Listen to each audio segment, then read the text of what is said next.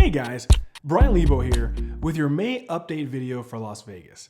Now, if you've been watching for a while, you know that for the past 6 months at least, I've been preaching that our market has officially plateaued and that our market simply needs to adjust to a different kind of mentality.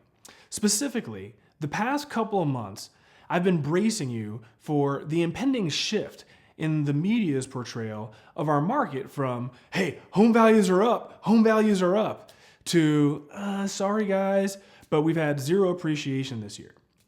Now, I've seen it and you've seen it, but according to the Las Vegas Review-Journal and several other media outlets, they're still stuck on selling a dream. Now, last month, I started off by warning you that it's going to change here by around June. Well, it's certainly already started.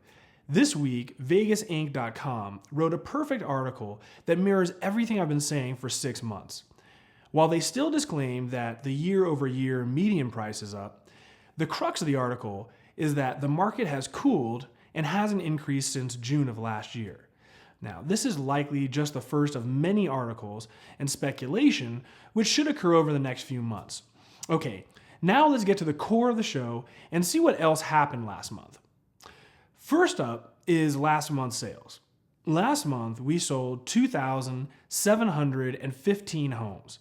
This was actually a 5% increase over last April, so good news on that front. Next up is the median home prices. As you can see on the screen right now, we closed April with a median sales price of $220,000. While this is a 1% increase from last month, you can see that so far this year, we've gone back and forth between 217 and 220.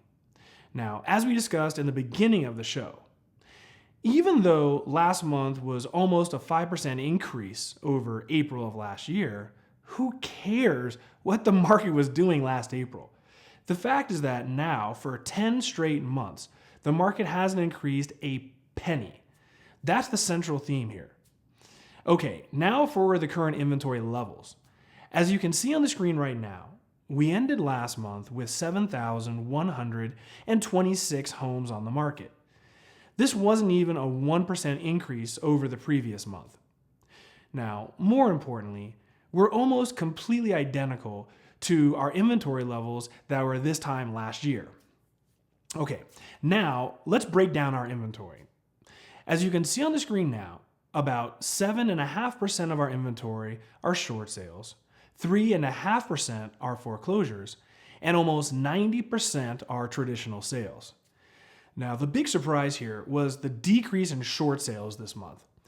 Now, as time goes on, we're seeing less and less short sales, of course, but to go from 640 to only 534 in the span of a month it's quite unprecedented. So typically, we've been dropping about 20 to 25 per month. I can't recall a month where we dropped over 100 in just 1 month. So again, great news here. Now, last up is the NODs, or Notice of Defaults. As you can see on the screen now, due to the county being absurdly 1 month behind on reporting, the latest month we have is March at 593, which is pretty normal. As I've said before, and I'll continue to say, foreclosure activity is so paltry that I'm not even sure it's worth mentioning until we see a spike in either direction. So let's wrap up what we covered today. The media is starting to pick up on the reality that our market has plateaued. Sales are up while median home prices are flat. Inventory is consistent and short sales decrease dramatically. So where does this actually leave us? Well, some people are already predicting doom and gloom. In my opinion, they're simply just overreacting. Many of the articles are criticizing new loan programs and the shortage of housing on a national basis.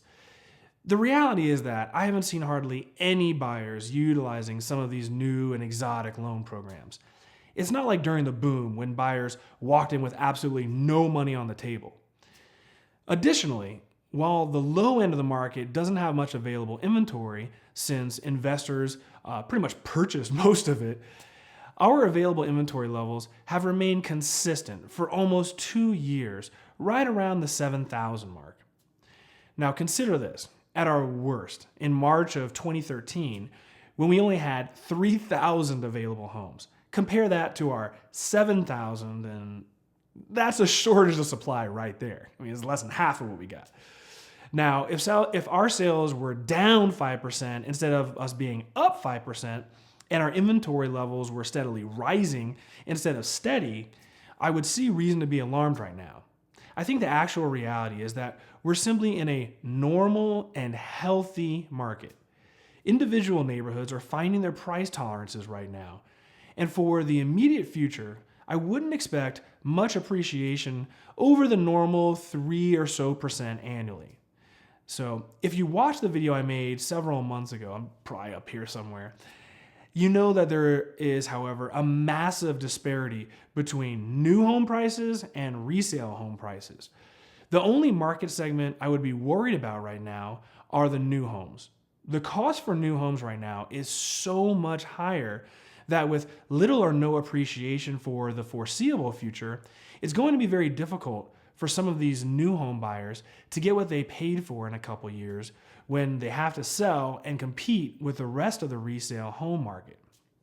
Especially out here in Summerlin, a resale home with a pool, say for $550,000, is selling brand new for about $750,000. Now that's without the pool and the landscaping. So once these new buyers have to sell that home in a few years, it's going to be very difficult for a buyer to justify spending $200,000 or maybe even $300,000 more on that used home versus the similar home that was built 10 years ago right down the block. All right, well that's it for this month. Thank you again for watching. Please click here to subscribe and have a wonderful May, everyone.